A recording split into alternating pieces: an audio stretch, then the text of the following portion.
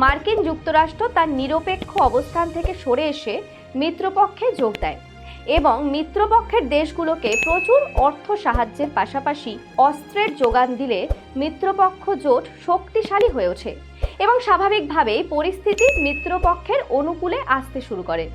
এদিকে রাশিয়ায় কমিউনিস্ট সরকার ক্ষমতায় এলে 1918 সালের বছরেই জার্মানির সেনা প্যারিসের কাছাকাছি পৌঁছে গেলেও জেনারেল ফোশিয়ানের নেতৃত্বে থাকা মিত্রপক্ষের সেনার কাছে অবরুদ্ধ হয় এবং যুদ্ধ পরিস্থিতি অনেকটাই মিত্রপক্ষের তরফে চলে আসে। মিত্রপক্ষের শক্তি বৃদ্ধির সাথে সাথে তাদের কাছে এক এক করে তুরস্ক, বুলগেরিয়া এবং অস্ট্রিয়া পরাজিত হয়ে আত্মসমর্পণ করে।